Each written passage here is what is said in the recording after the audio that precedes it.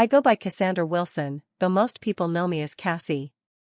At 34 years old, last Tuesday marked the moment my entire existence transformed when I verified my lottery ticket and realized I had secured $47 million.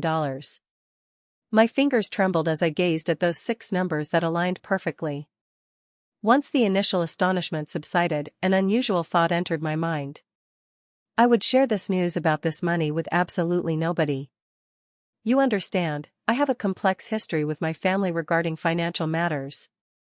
If you are viewing this at this moment, leave a comment informing me of your location.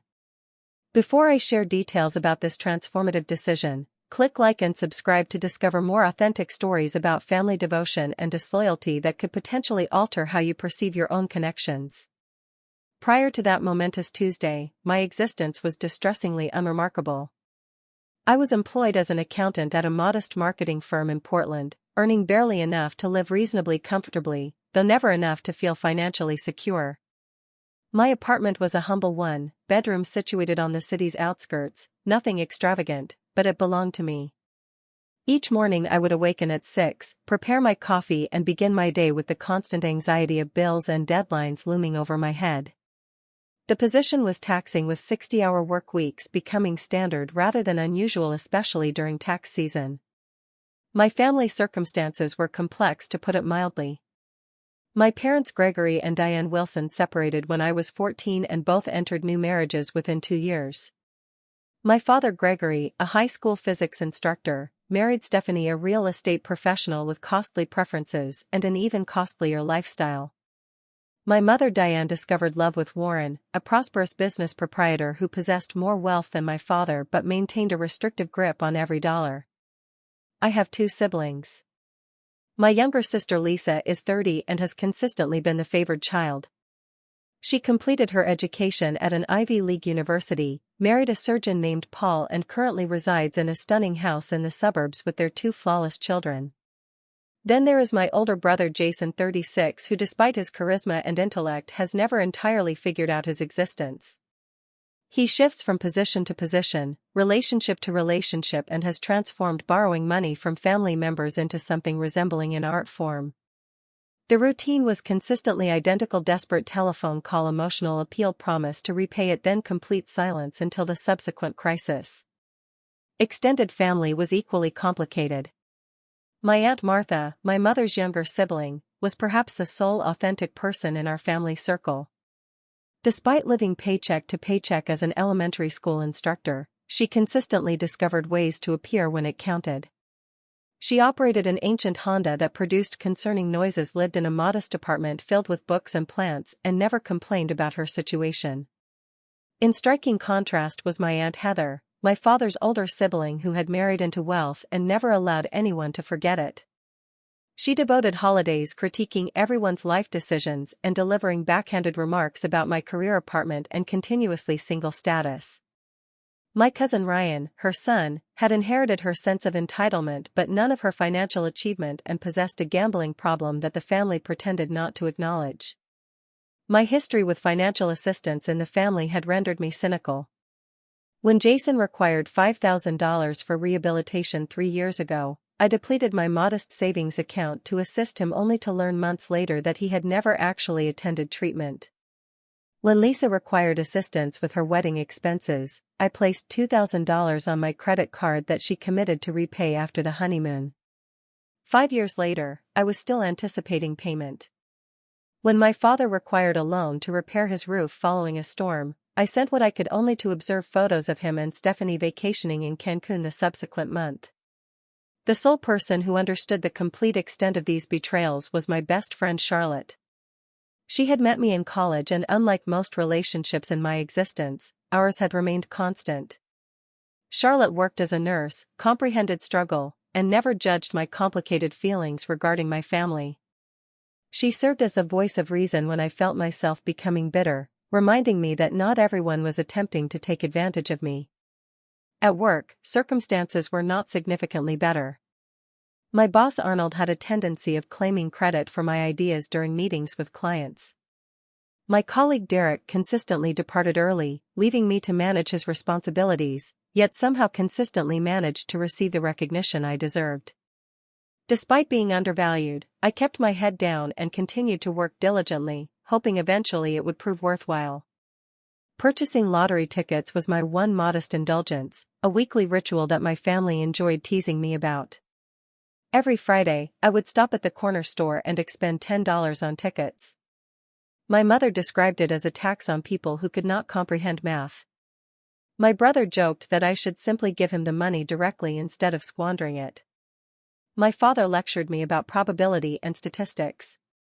But there was something optimistic about those tickets, a tiny possibility at freedom that I could not bring myself to abandon, even as years elapsed without winning more than $20 occasionally.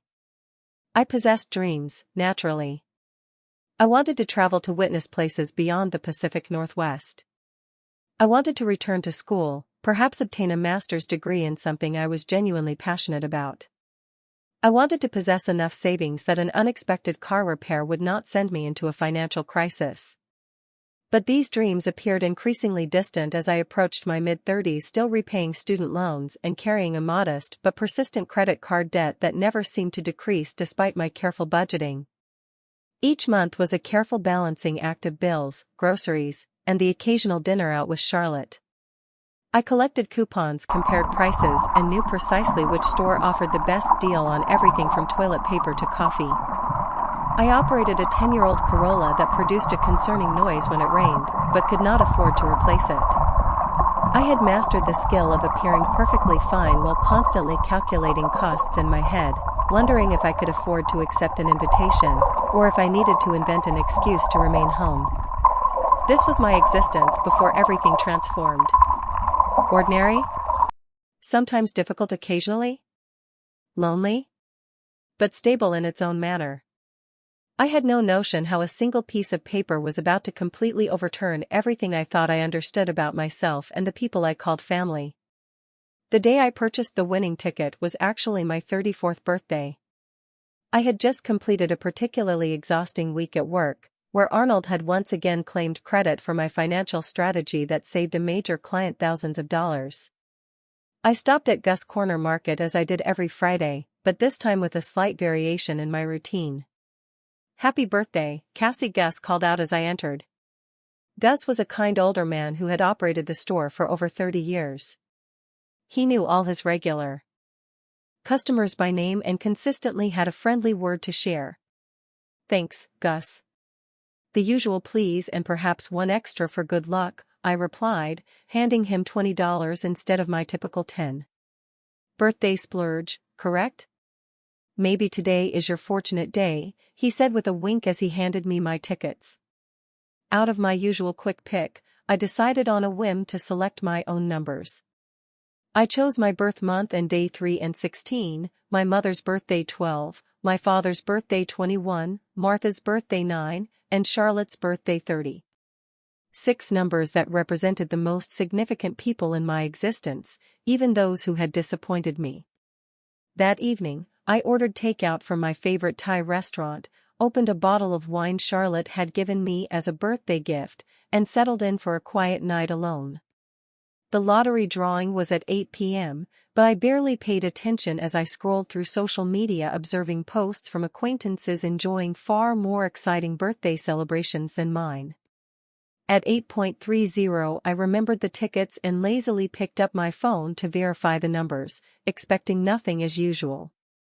The first number matched. 3. I smiled slightly. The second matched. 16. My heart rate picked up just a bit. Third number.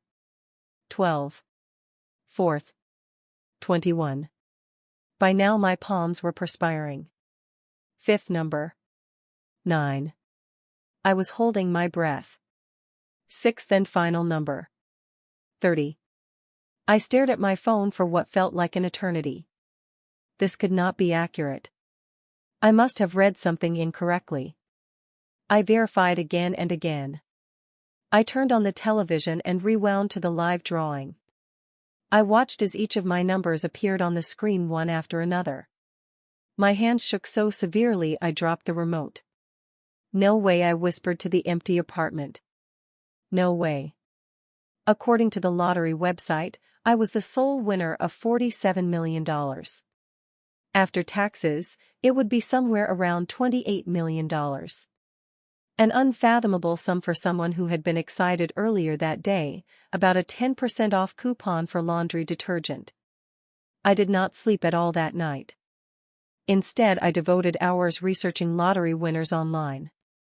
What I discovered was disturbing. Stories of winners whose existences fell apart after their windfall. Families torn apart by greed. Friends and distant relatives appearing out of nowhere with sob stories and outstretched hands.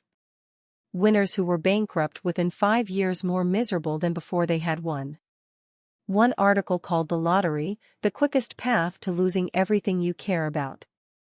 As the sun rose, I made my decision. I would claim the money, but I would inform no one. Not my parents, not my siblings, not even Charlotte, at least not right away. I needed time to process this, to formulate a plan, to understand what this money would signify for my existence before everyone else attempted to tell me what to do with it. That morning I called in sick to work for the first time in 3 years and made an appointment with Philip Montgomery, an attorney specializing in financial planning and state law. His office was in a downtown high-rise, and as I sat in the waiting room in my ordinary clothes clutching my purse with the winning ticket inside, I felt like an imposter. "Miss Wilson," Philip greeted me, extending his hand. He was in his 50s with salt and pepper hair and kind eyes behind expensive glasses. "What can I assist you with today?" I took a deep breath and placed the ticket on his desk. I need to understand how to claim this without anyone discovering it was me. His eyes widened briefly as he examined the ticket, then he nodded professionally. "I see. Well, you have arrived at the right place." Over the next 2 hours, Philip explained my options. In our state lottery, winners could claim prizes through trusts or legal entities that would keep their identities private.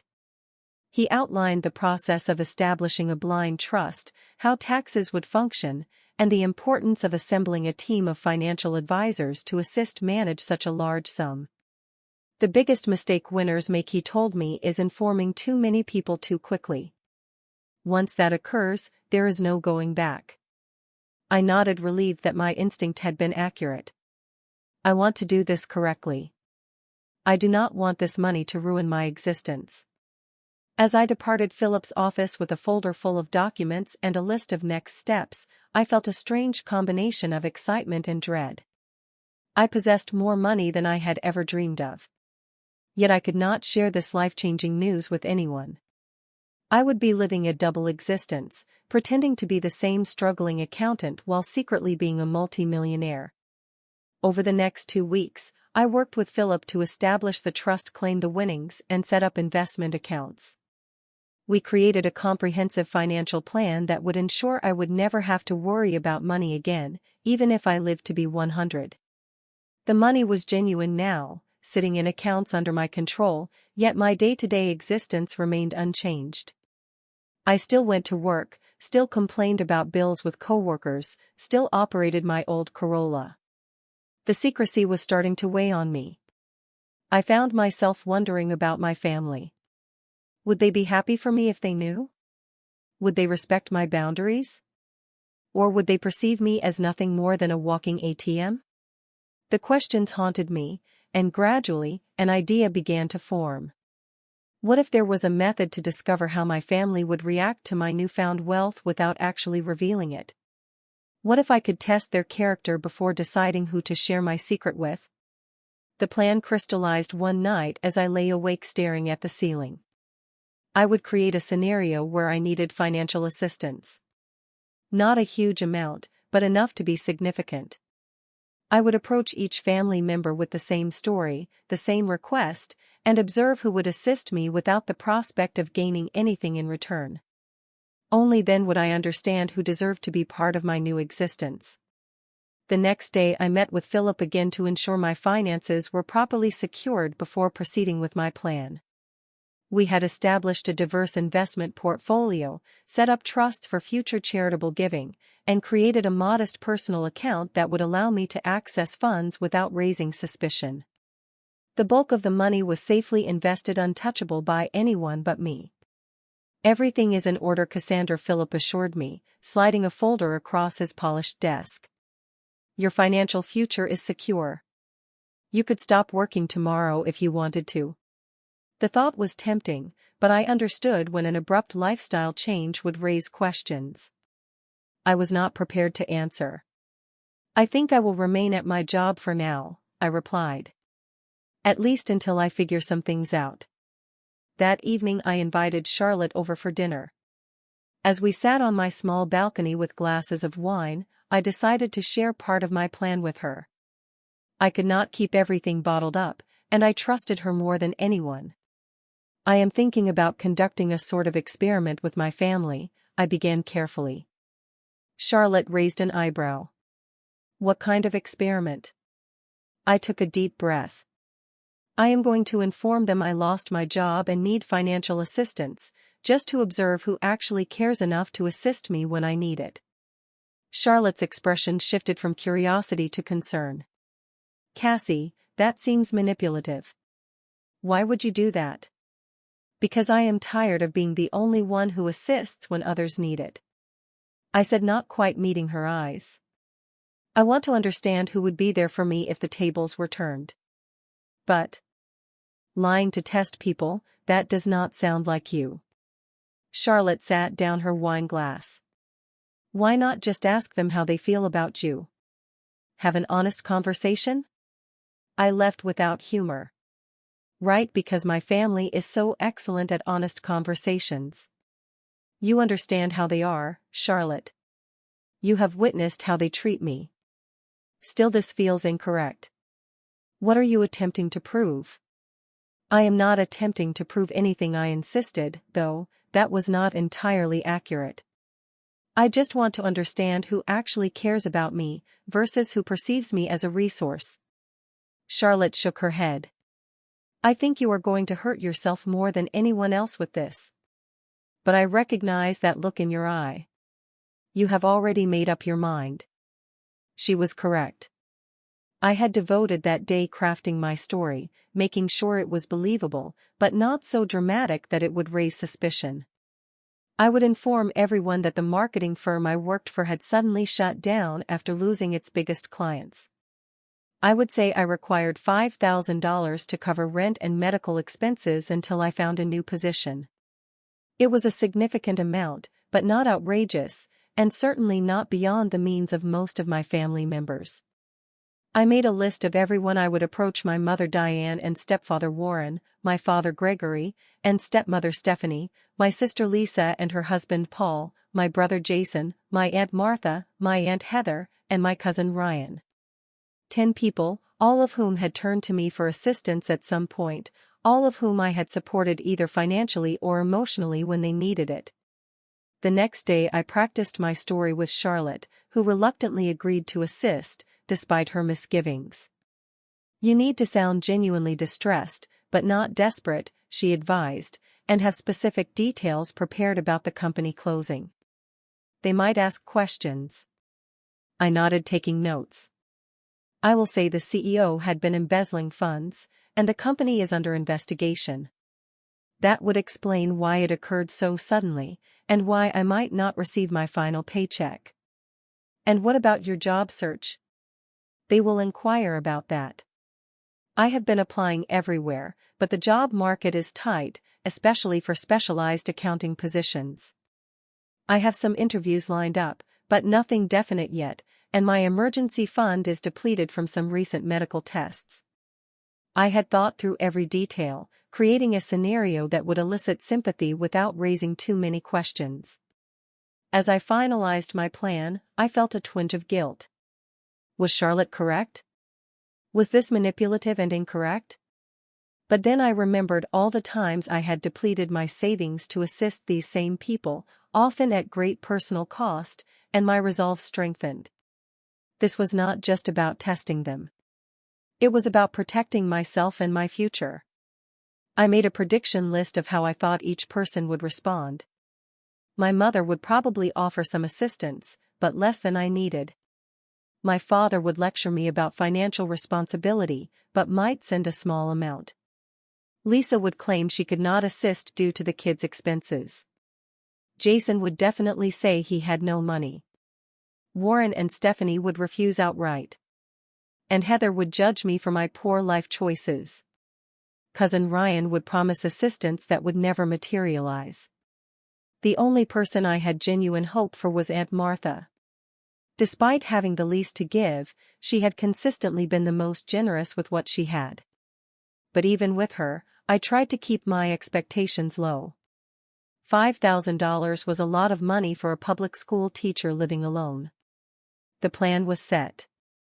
Over the next week, I would reach out to each family member individually, inform them the same story, and observe who stepped up. Only then would I decide who deserved to understand about my lottery win. Only then would I understand who truly cared about me beyond what I could do for them. With a combination of anticipation and dread, I picked up my phone and made the first call. It was time to discover who my genuine family was.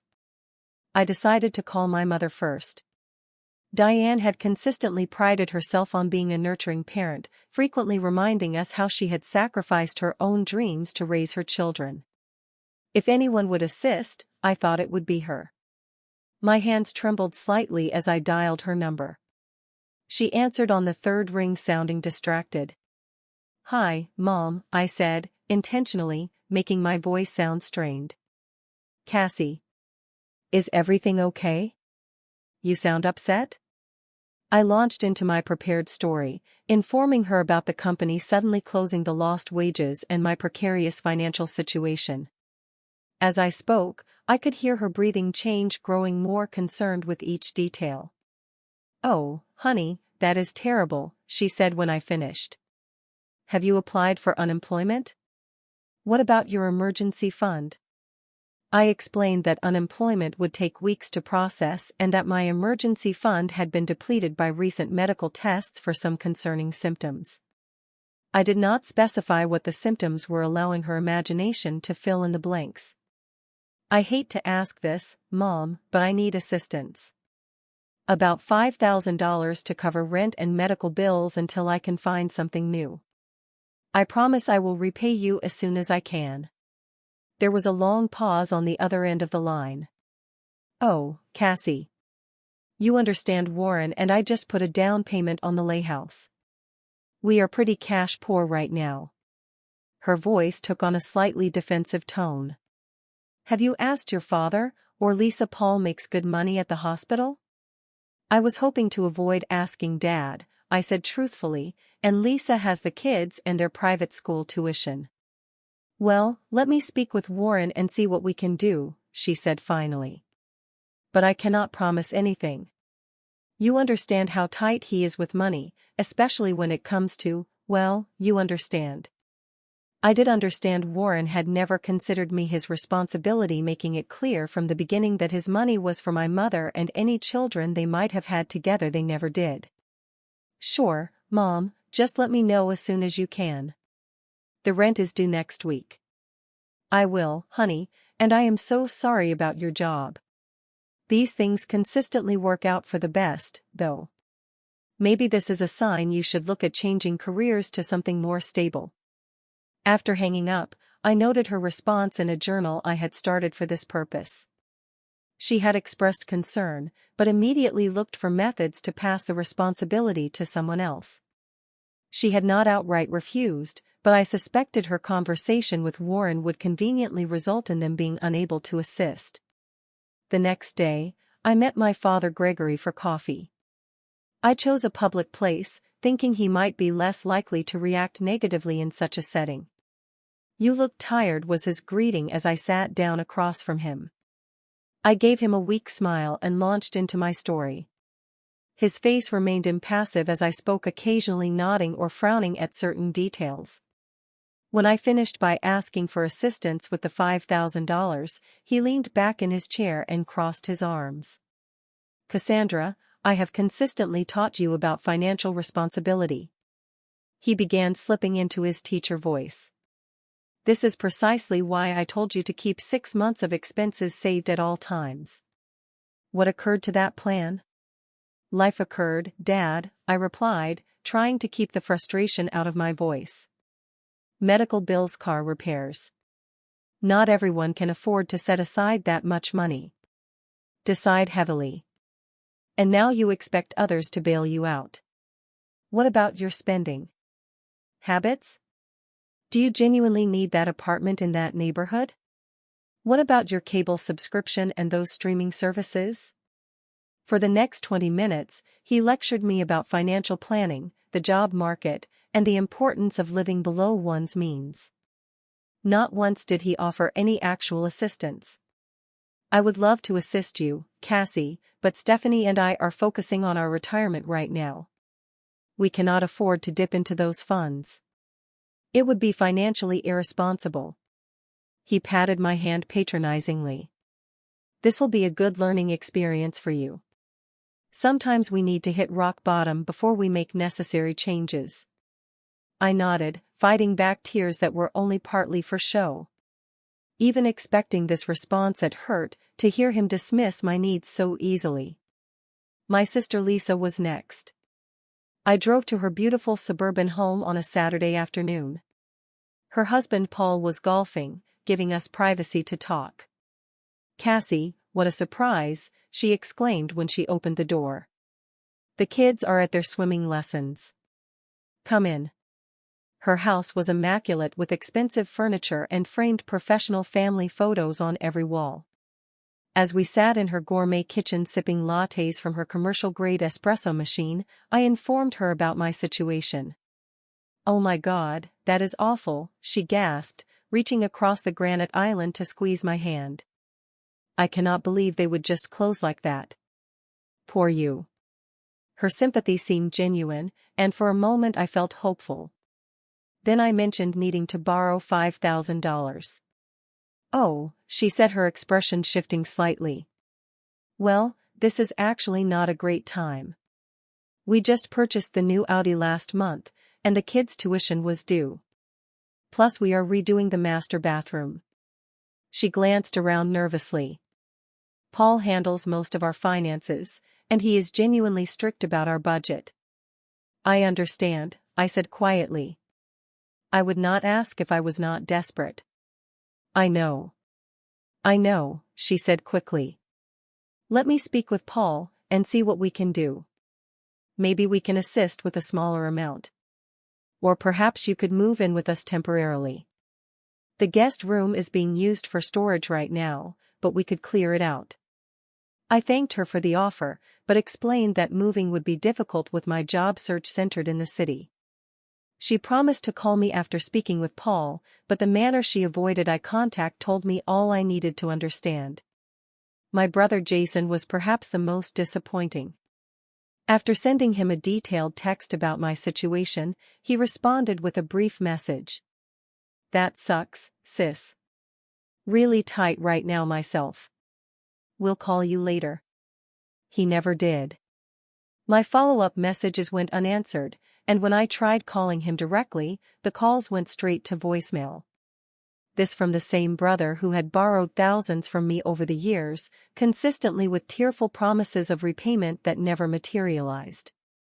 My stepmother Stephanie was blunt when I called her, not bothering with even a pretense of sympathy.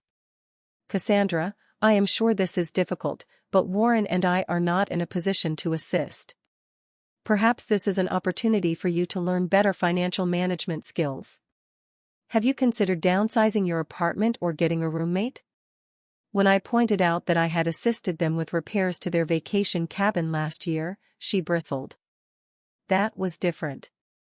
That was a family property that you also enjoy using." The fact that I had only been invited to the cabin once in 5 years apparently did not matter. My stepfather Warren was even worse. "You are not my daughter," he said plainly when I called. "I have supported your mother for years, but your financial problems are your own. Perhaps you should have chosen a more lucrative career path." My cousin Ryan initially seemed sympathetic, promising to definitely assist out. He even suggested meeting for lunch to give me a check, but when the day came he texted an hour before saying something had come up and he would reschedule.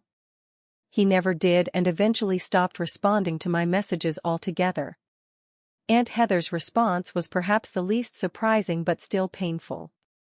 Well, Cassandra, I consistently said that company of yours seemed unstable. I told your father you should have taken that job at the bank after college, but no one listens to me. She then proceeded to inform me about all the financial troubles other family members had experienced and how they had overcome them without begging for handouts. By that evening I had heard from Lisa that Aunt Heather was informing everyone about my financial irresponsibility. After a week of rejections, half-promises, and outright silence, I was emotionally exhausted. The experiment had confirmed my worst fears about my family, but the reality was still painful to accept. 7 people who had repeatedly asked for and received my assistance over the years could not or would not return the favor when I needed them. In my phone rang, it was Aunt Martha. "Cassie, honey, I just heard from your mother about the job. Are you okay?" Her voice was warm with genuine concern. I had not actually reached out to Martha yet, planning to call her the next day. The fact that she had called me first after hearing about my situation, secondhand, spoke volumes. "I am hanging in there," I said. The emotion in my voice now entirely genuine. "Listen, I want to assist. Can we meet for lunch tomorrow?" My treat, naturally. The next day we met at a small diner near her apartment. Martha looked precisely as she consistently did. Her Silver Street hair pulled back in a simple ponytail, wearing jeans, and a cardigan with mismatched buttons. She hugged me tightly before we sat down. "I am so sorry about your job, sweetheart. That company never deserved you anyway." As we ate, she asked thoughtful questions about my job search, and offered to reach out to some former colleagues who had connections in the business world. Then, after our plates had been cleared, she reached into her purse and pulled out an envelope. "I want you to take this," she said, sliding it across the table. "It is $3,000. I understand it is not the full amount you need, but it should assist with the rent at least." I stared at the envelope in shock. "Martha, I cannot take this. This is too much." "Nonsense. Family assists family. And I want you to understand something else." She reached across the table and took my hand. "If you need a place to stay to save on rent, my sofa pulls out into a bed. It is not fancy, but you are welcome to stay as long as you need to." Tears filled my eyes, and this time they were completely genuine. "Thank you," I whispered, overwhelmed by her generosity. "Now do not you worry about repaying this back right away," she continued. "Get back on your feet first. Find a job you actually enjoy this time. Existence is too short to work somewhere that does not appreciate you." As we departed the diner, Martha hugged me again. "You are going to be okay, Cassie. You are intelligent and capable. This is just a bump in the road." Driving home, I clutched the envelope, containing $3,000 more money than I understood Martha could comfortably spare. The contrast between her response and the rest of my family's could not have been more stark. The only person who had offered genuine assistance was the one with the least to give. After meeting with Martha, I did some research that left me stunned. $3,000 represented nearly all of her savings, and I discovered that she had been quietly dealing with complications from type 2 diabetes. Her medication costs had recently increased, and she had been picking up extra tutoring work to make ends meet. The knowledge hit me like a physical blow. Martha, who had so little, had given me almost everything she had without hesitation or conditions. Meanwhile, my mother, who had recently devoted $8,000 on a bathroom renovation, could not spare $5,000 to assist her daughter with rent and medical bills. The next day, I invited Martha to my apartment for dinner. As she settled onto my worn couch, I noticed for the first time how tired she looked, the fine lines around her eyes deeper than I remembered. "Martha, I need to inform you something," I began, setting a cup of tea in front of her. I have not been completely honest with you. Her expression remained open, curious, rather than concerned. What is it, honey? I did not lose my job. The company is fine. I still have my position. The words tumbled out quickly. I fabricated the story to observe who in the family would assist me if I needed it. Martha was quiet for a moment, then nodded slowly. I see. Are you angry with me? I asked suddenly. Afraid of losing the one genuine relationship I had discovered through this experiment. She considered the question. No, not angry. Sad maybe? Sad that you felt you needed to test people this manner. She took a sip of her tea. But I comprehend why you did it. Our family has not consistently been kind to you. You were the only one who offered to assist, I informed her. Everyone else had excuses or just ignored me entirely. Martha sighed. People show you who they are when giving becomes inconvenient. I learned that lesson the hard manner myself. What do you mean? She sat down her cup and folded her hands in her lap. My ex-husband, Robert. Did I ever inform you why we genuinely divorced? I shook my head. The family story had consistently been vague, something about growing apart. I came into a small inheritance when my grandmother died, about $50,000, not a fortune, but significant for us at the time. Robert immediately had all these plans for the money, mainly investing in his friend's business ventures. She smiled ruefully. I wanted to save it for our future, perhaps buy a small house eventually. We fought about it for months. What occurred? One day I discovered he had forged my signature and withdrawn most of the money. By the time I discovered it was gone, invested in a restaurant that failed within a year. She shook her head at the memory. When I confronted him, do you understand what he said?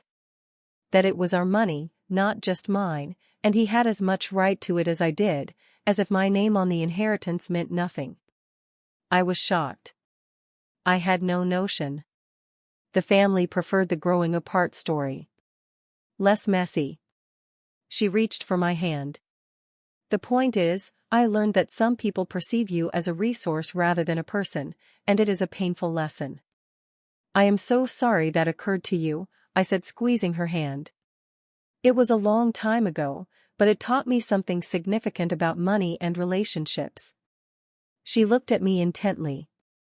Money does not just reveal who others truly are, Cassie. It reveals who we are, too. How we use it, how we share it, how we speak about it. It is a powerful mirror. Her words resonated deeply.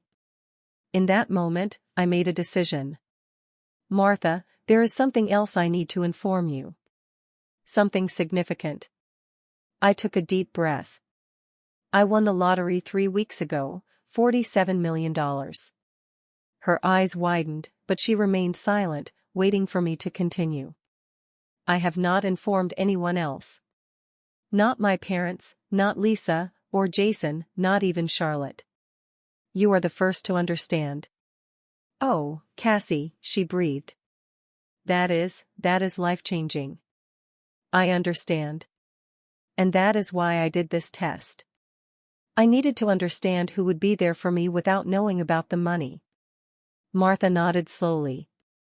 I comprehend that. But what will you do now? That is what I am attempting to figure out. The money is secure, and I have good financial advisors. But I do not understand how to handle the family. Martha considered this. You understand you do not owe anyone anything, Cassie, not even me. But I want to assist you, I insisted. Your medical expense is a better apartment, whatever you need. She smiled gently. I do not need anything from you, sweetheart. I am happy with my existence. My apartment is modest, but it is full of things I love. My car runs most of the time. I have my students and my books, and now this wonderful secret with my favorite niece. She patted my hand. Just knowing you are secure and happy would be enough for me. Her selflessness brought tears to my eyes. Here was someone who had given me almost everything she had when she thought I needed it, and now was asking for nothing in return when she understood I had millions. As we continued speaking into the night, the contrast between Martha and the rest of my family became even more stark. While I had been conducting my experiment, word had spread through the family about my supposed financial troubles. Instead of prompting concern, it had mainly generated gossip and judgment. My phone buzzed with a text from my mother. "After you asked Lisa for money, too, you should have informed me you were asking everyone. Feels like you are playing us against each other." Another came from my father. "Stephanie, informs me you have been calling everyone for handouts. This is precisely the kind of irresponsible behavior I warned you about." The family had turned my request for assistance into evidence of my character flaws rather than an opportunity to show compassion. And in doing so, they had revealed everything I needed to understand about the true nature of our relationships. The morning after my conversation with Martha, I met with Philip to discuss my long-term financial plans. Now that I had clarity about my family relationships, I could make decisions about my future with open eyes. "I want to set up a trust for my Aunt Martha," I informed him. "Something that will cover her medical expenses and provide her with a comfortable retirement, but in a manner that feels like a gift rather than charity. She is very proud." Philip nodded, making notes. "We can structure it as a family trust that provides a monthly stipend. She would not have to manage a large sum all at once, which can be overwhelming for someone not used to wealth." "Perfect. And I want to purchase her a small house near wherever I decide to live. Nothing extravagant, just comfortable and accessible for someone with health issues." We devoted the next hour discussing investment strategies, charitable foundations, and my own living situation. I had decided to give notice at my accounting job and focus on establishing a non-profit organization aimed at assisting elderly people living alone, inspired by Martha's situation and the many others like her. "What about the rest of your family?" Philip asked cautiously. "Do you plan to inform them about the winnings?" I shook my head. "Not right now, perhaps not ever. But I do want to arrange a family meeting to clear the air about my financial troubles." After that day I called Charlotte and finally informed her the truth about everything: the lottery win and the family experiment. After her initial shock, she comprehended why I had kept it secret. "So what now?" she asked. "Are you going to become one of those eccentric millionaires who still collects coupons and operates a beat-up car?" I laughed. "No, but I am not going to suddenly start purchasing Bentleys either. I want this money to signify something, to do good, starting with Martha." "She deserves it," Charlotte agreed. "And what about everyone else? The ones who failed your test?" "I am still figuring that out. I have called a family meeting for this weekend. I informed them I have a significant announcement." When Sunday arrived, I was surprised to observe everyone show up at my apartment. My mother and Warren, my father, and Stephanie, Lisa, and Paul, even Jason, who had been ignoring my calls for weeks. Aunt Heather arrived with a disapproving frown already in place. Aunt Martha came last, giving me a secret smile as she entered. As everyone settled into my small living room, looking around with varying degrees of curiosity and judgment, I stood before them feeling strangely calm. "Thank you all for coming," I began. "I understand there have been rumors circulating around about my financial situation, and I wanted to address them directly." My mother shifted uncomfortably. Jason suddenly became very interested in his phone. Lisa and Paul exchanged glances. "The truth is, I am fine. I have secured a new job with better compensation and benefits." This was technically accurate, as I had just appointed myself executive director of my new foundation with a modest salary. "I will be transitioning to that position next month." "Well, that is wonderful news," my mother said, with obvious relief. "We have all been so worried." I noticed several faces relax around the room. They had come expecting either to be asked for money again, or perhaps to stage some sort of intervention about my financial habits. Instead, they were receiving good news that required nothing from them. "So why all the drama about needing money?" my father asked, his tone accusatory. "Why ask everyone for assistance if you had a job lined up?" I met his gaze steadily. "The job came through recently, and when I was in trouble I reached out to my family." "What is what family is supposed to be for, correct?" An uncomfortable silence fell over the room. "Well, we all have our own financial commitments," Stephanie said defensively. "It is not consistently possible to assist, even when we want to." Of course, I agreed. "We all have to make choices about our priorities." I turned to Jason. "Speaking of which, Jason, I noticed you never responded to my messages when I needed assistance. Yet you had no problem asking me for $3,000 last Christmas for your rent." He had the grace to look embarrassed. "I was going through some stuff, and I did not have any money to give you." "You did not even call me back," I pointed out. "That would have been free."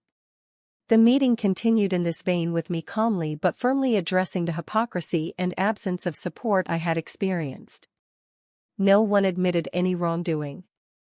There were excuses, justifications, and even some attempts to turn the blame back on me for making everyone feel guilty.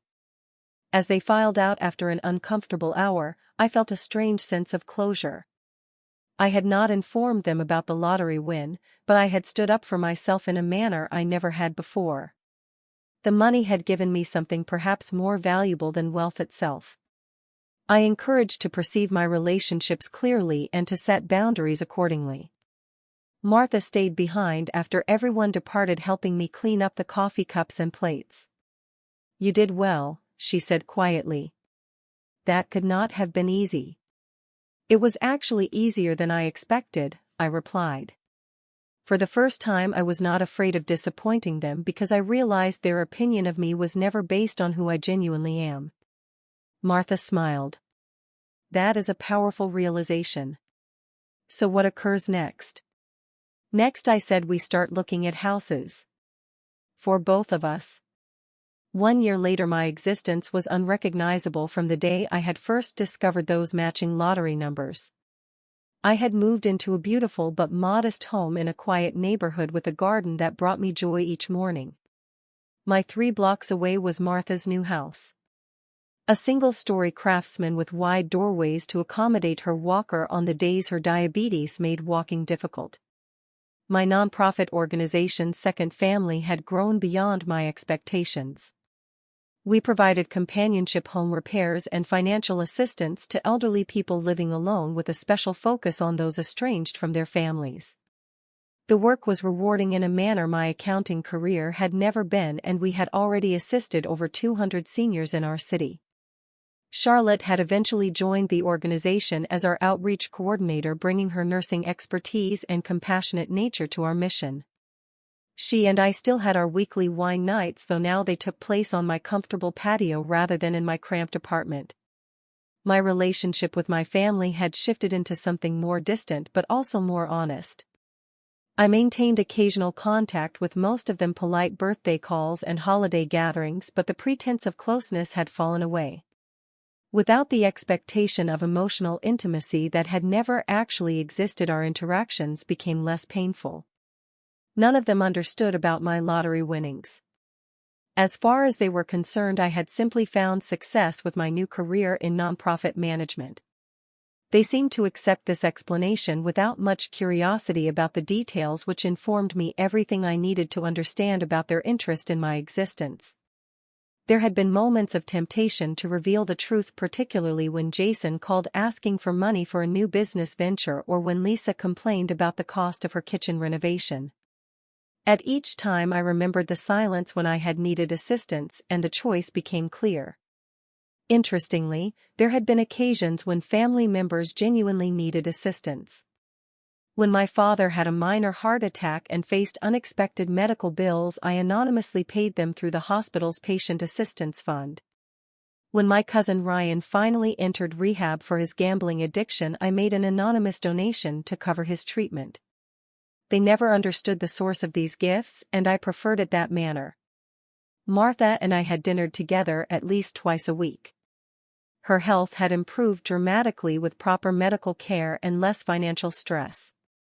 She had retired from teaching but volunteered at a literacy program 3 days a week, still sharing her love of books with children who needed it. "You understand what still amazes me," she said one evening, as we sat on her porch watching the sunset. "How differently everything could have turned out if you had announced your lottery win right away." I nodded, considering this alternate reality. "The family would have suddenly become very attentive and loving, I imagine." "And you would never have understood what was genuine," Martha added. "That knowledge, painful as it was, gave you freedom." She was correct. The experiment had been painful but illuminating. It had shown me who deserved a place in my existence and who did not. It had revealed the true nature of relationships I had devoted years trying to strengthen despite their fundamental imbalance. The greatest lesson I had learned was not about others but about myself. For the lottery, I had defined my worth by what I could give to others, constantly trying to earn love through sacrifice and generosity. I had allowed myself to be used because I believed that was what family meant, what love required. Now I comprehended that genuine love, the kind Martha had shown me, did not keep a balance sheet. It gave freely without expectation of return, but it also respected boundaries and dignity. It was honest and consistent, present in good times and bad. I had initially kept my winning secret out of fear, worried that money would corrupt my relationships. What I had not anticipated was how the secret would clarify them, instead stripping away pretense and revealing truth. The money had not changed who anyone was. It had simply illuminated who they had been all along. My existence now was rich in methods that had nothing to do with my bank account. I had purpose through my foundation, genuine connection with Martha and Charlotte, and a hard-won understanding of my own worth that no external validation could shake. Perhaps most importantly, I had peace. The constant anxiety about finances that had been my lifelong companion was gone, but so too was the desperate need for approval from people incapable of giving it. I had built an existence aligned with my values rather than my insecurities. Martha reached over and patted my hand, bringing me back to the present moment. "You did good, kiddo, not just with the money but with what you learned." I smiled at her, overwhelmed with gratitude for this woman who had shown me what family truly meant. I had a good teacher. As the sun dipped below the horizon, painting the sky in shades of pink and gold, I thought about the journey that had brought me here, from the shock of those matching numbers, to the pain of rejection, to the joy of creating something meaningful with my unexpected fortune. The money had changed my existence, yes, but not in the methods I had initially feared or hoped. It had simply given me the freedom to perceive clearly and choose wisely. The most valuable thing I had gained had nothing to do with millions in the bank. It was the understanding that the people who deserve a place in your existence are not those who are there when you have everything to give, but those who stay when you have nothing to offer but yourself. Have you ever had to test someone's loyalty in your existence? What did you learn from that experience? Share your stories in the comments below. If this story resonated with you, please hit like and subscribe to hear more genuine lessons that might change your perspective. Remember to share this video with someone who might need to hear that their worth is not determined by what they can give to others. Thank you for listening, and may you discover the clarity to recognize the true relationships in your own existence.